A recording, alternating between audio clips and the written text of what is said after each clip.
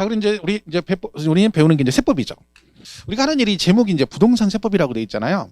공인중개사가 하는 일이 뭐 중개하는 거예요? 부동산 중개죠.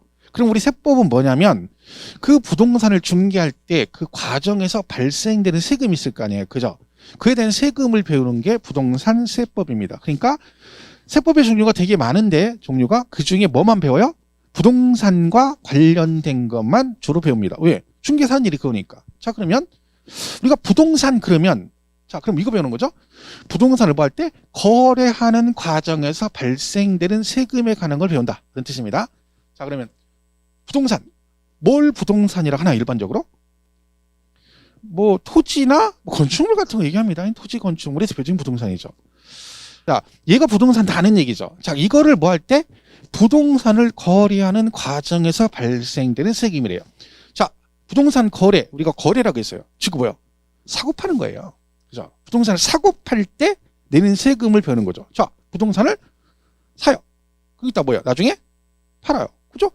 사고 팔아요. 이게 거래하는 거죠. 사고 팔 때 내는 세금 배우는 겁니다. 근데 여러분이 부동산을 샀어요. 그러니까 이걸 이렇게 생각하면 돼. 내가 여러분이 직접 부동산을 사고 팔고 한다라고 생각하시고 그 생각을 해보면 돼. 자, 부동산을 샀어요. 그리고 나중에 팔겠죠. 그러면 이 중간에 어떤 과정을 거칠까요? 사서 바로 팔 수도 있지만 바로 팔더라도 뭘 하다가 가지고 있다 파는 거지. 어느 일정 기간 동안 가지고 있다가 팔겠죠. 그래서 사서 뭐 하고 있다가 가지고 있다가 팔아요. 그러니까 우리가 배우는 부동산 세법을 문장으로 한마디로 얘기하면 그냥 땅을 사서 가지고 있다가 팔았다 이거예요. 그러면 결국 뭐야? 샀을 때 가지고 있을 때 팔았을 때 되는 세금이 있다는 얘기지. 그걸 배우는 겁니다. 근데 샀다는 좀 없어 보이잖아요. 그래서 우리가 좀 있어 보이게 뭐라 그래요? 이렇게 얘기를 해요. 그럼 얘는 뭐라고 하냐면 그죠? 얘는 뭐라고 하겠어요? 양도했다고 그래요. 그죠? 그래서 우리가 취득, 보유, 양도 그럽니다. 우리는 뭘 배워요? 부동산을 취득했을 때 내는 세금과 보유했을 때 내는 세금, 양도했을 때 내는 세금 이걸 배우는 겁니다. 그 중에서 그죠? 그럼 취득하면 우리 부동산 샀어요. 아파트 사면 뭐 내십니까? 그죠? 취등록세라고 그러죠. 이제 우리가 이제 보통은 취등록세라고 얘기합니다. 근데 그거는 이제 옛날 얘기고요. 배운 사람들은 뭐 낸다고 그래? 취득세를 낸다고 그래. 배운 사람들은. 오늘부터 우리는 배운 사람이니까 부동산을 샀을 때 등기하려면 뭐 세금 냅니까? 등록세, 뭐 취등록세 이런 얘기하면 안 돼요. 배운 사람 뭐라고 해야 돼? 취득세라고 그래요. 근데 나가서 얘기하면 뭐라고 그래요? 야, 등기할 때 등록세를 내는 거지 무슨 취득세를 내. 못 배운 사람들 그렇게 얘기를 해요? 싸울 거 없어요. 그 사람들이 모르는 거예요. 그죠? 여러분이 설명을 해야 돼. 설명을 못 해요. 왜? 여러분 말이 맞는데 설명할 수가 없어. 왜 취득세를 내니? 그럼 설명을 해야 되잖아. 복잡하죠. 옛날에는 취등록세를 따로 냈어요. 취득세 내고 등기 치를 때 등록세. 근데 이게 개정이 돼서 오래됐어요. 2011년부터. 저게 합했어요. 2011년부터는 부동산을 취득해서 등기할 때 세금을 뭐 내요?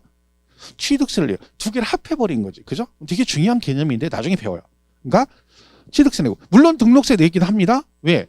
뭐 저당권 등록한 거 여러 가지 있죠. 기타. 그죠? 그럼 이해도 됩니다. 자, 그리고 갖고 있으면 뭐 나와요? 보유세인 뭐 재산세 나오죠. 들어보셨죠? 재산세. 자, 이 재산이 굉장히 많아요. 가진 게 많아? 그럼 추가로 또 나오는 게 있습니다. 다음 달에 나오는데 이게 뭘까요? 그렇지. 종합부동산세입니다. 자, 그럼 얘는요.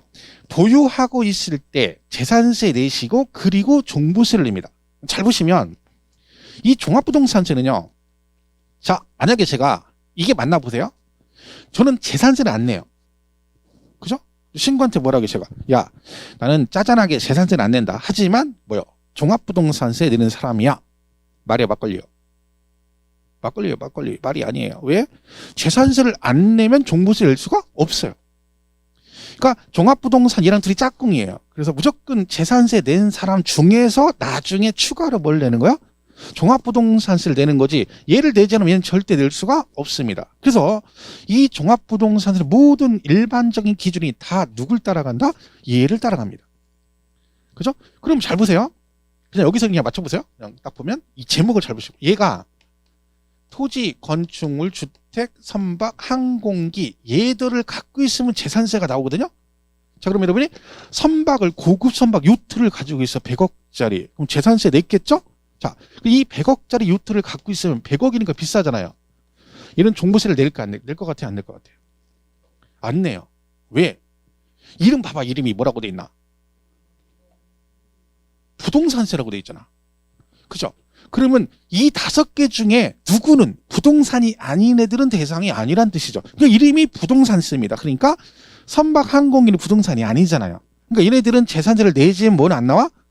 종부세는 안 나오는 거예요. 근데 그렇게 좀 더 가면 그럼 부동산인데 앞에 뭐가 붙었어요? 종합이라고 붙었어요. 그럼 얘는 뭘 하란 얘기야? 그 부동산끼리 종합이니까. 그렇지. 합하란 얘기입니다. 그러니까 종부세는 여러분 앞으로 되어 있는 전국의 모든 부동산, 모든 주택을 몽땅 합해서 이렇게 하는 거예요. 그래서 종합부동산세 이렇게 하는 거예요. 그러면 다음 달에 종합부동산세가 나오죠.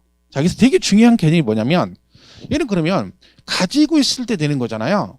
재산세도 가지고 있으면 나오죠. 자, 지금 만약에 오늘 여러분이 아파트를 샀어요. 오늘. 그럼 내년도 재산세는 누가 낼까요? 2021년이 지금 21년이죠 지금. 그죠? 11월 달에 오늘 주택을 취득해서 아파트를 샀어. 내년 2022년도 재산세는 누가 낼까요? 그럼 여러분이 오늘 샀으니까 여러분 거잖아. 그죠? 그럼 내년에 여러분이 내냐? 몰라요. 내년에 누가 낼지 알 수가 없어요. 왜? 재산세 종부세는요 무조건 이날 기준이에요. 언제? 6월 1일 기준이에요. 그러니까 모든 재산세 종부세는 6월 1일 현재 소유자한테 세금이 나옵니다. 그러면 지금은 여러분 건데 만약에 내년 재산세는 언제 기준이야? 내년 6월 1일 기준이죠. 그럼 내년 만약에 여러분 5월 달에 집을 팔 수도 있잖아. 5월 달에 집을 팔아버리면 6월 1일 현재는 여러분 게 아니죠. 그럼 여러분은 재산세 납세 의무가 있다 없다? 없어요. 그래서 항상 얘네 둘은 이게 중요해요. 그러니까 이번에 종합부동산세 나오잖아요. 12월 달에. 그것도 언제 기준으로 판단한 거야? 올해 6월 1일 현재 소유자한테 재산세 부과하고 그 재산의 양이 일정 금액이 초과되니까 추가적으로 종부세가 나온 겁니다. 그래서 그리고 결론적으로 이게 되게 중요한 얘기죠. 그러니까 만약에 여러분이 내년에 집을 사거나 부동산을 살 때 사고 팔 때 뭘 조심하셔야 돼? 6월 1일 전후를 잘 따져야 되는 거지. 왜? 이거를 날짜 하루 차이로 재산세, 종부세, 납세 의무자가 달라질 수가 있고. 나중에 자세히 배웁니다. 그러니까 6월 1일까지는 매수인이 세금을 냅니다. 매수인. 그러니까 여러분이 만약에 사는 입장이다 그러면 6월 1일까지 사면 여러분이 내야 되는 거야. 그러니까 여러분은 재산세 안 내려면 6월 2일에 사야지 재산세를 안 내는 거고. 파는 사람은 재산세 내기 싫으면 주고 나서나 6월 1일까지는 팔아야 돼요. 이런 게 기준이죠. 그러니까 항상 얘는 이날을 기준으로 판단한다. 두 개다. 그죠? 그랬고. 양도세는 당연히 팔면 뭐나요? 양도소득세를 냅니다. 여러분 이 제목이 이름이 있죠. 이게 그냥 막 지은 게 아니라 얘는 하필 그 많은 이름 중에 왜 취득세겠어요? 물건을 뭐 하면 내라고. 취득하면 내라. 취득 안 하면 안 내는 거고. 얘는요. 이름이 보세요. 등록 그다음 뭐라고 쓰세요? 면허세 그랬죠. 그리고 얘는요. 옛날에 등록세하고 면허세가 있었거든요. 그 면허세와 얘를 합해가지고 이름을 등록 면허세라고 지은 거예요. 자, 얘는 양도소득세죠. 자, 여러분이 땅을 100억에 팔았어요. 땅이 하나 있는데 이번에 이제 돈이 좀 요새 용돈 떨어져가지고 용돈 좀 이제 만들어야 돼서 그냥 가지고 있는 쪽에 제일 싼 걸로 하나 팔았어. 제일 싼 걸로 하나 100억에 팔았어. 이 양도했죠. 이 양도세 낼 것 같아요? 안 낼 것 같아요? 100억에 팔면 100억이 너무 크죠? 여러분 아파트를 5억에 팔았어. 아파트라고는 또 뭐 비과세 얘기할 수 있으니까 상가 건물 하나를 5억에 팔았어요. 양도했죠. 양도세 낼까 안 낼까요? 몰라요. 낼 수도 있고 안 낼 수도 있어요. 왜? 자, 얘 이름이 뭐예요? 양도세 아니죠. 양도 뭐라고 돼 있어? 소득세라고 돼 있잖아. 무슨 뜻이에요? 양도를 하면 세금을 내란 뜻이 아니라 뭐가 생겨야 돼? 그렇지. 소득이 있어야지 내는 거지. 그죠? 그럼 무슨 얘기야? 이걸 우리가 차익이라고 그래요. 자, 얘가 5억에 팔았어요? 양도한 거 맞아요. 팔았으니까. 근데 얘가 살 때 6억에 샀어요. 6억에 사가지고 5억에 팔았어. 양도한 거 맞죠? 소득 있어 없어? 없지. 손해보고 팔았잖아. 세금 내야 안 내? 안 냅니다. 그러니까 양도했다고 세금을 내는 게 아니라 뭐가 생겨야 돼? 차익이 있어야지. 남는 게 있으면 걔를 세금을 내는 거지. 그래서 이름이 양도소득세 이렇게 되는 겁니다. 그래서 이 5개를 주로 배웁니다. 물론 뭐 종합소득세라고 있는데 주가 되는 건 얘네들이에요. 그래서 아까 말씀드린 대로 얘 한 3문제 정도 나오고 얘가 뭐 한 문제 정도 나오고 얘 세 문제, 얘 한 문제, 얘 다섯에서 여섯인데 요즘에 작년하고 올해 출제위원이 내단에도 안 되니까 어떻게 되냐면 이게 원래 한 문제 나오거든요. 이제까지 두 문제 나온 적이 없어. 근데 올해 세 문제네, 세 문제. 등록세가 거의 한 문제 나오거든요. 작년에 등록세 두 문제 반, 걔도 세 문제 냈어요. 법조문이 지하물이 많아도 정해져 있잖아요. 그죠? 그럼 걔네 시험을 그 안에서만 내야 돼, 범위. 거길 벗어나면 이의신청하거든요. 그러니까 결국 시험 어서 내. 기출돼서 내는 기출.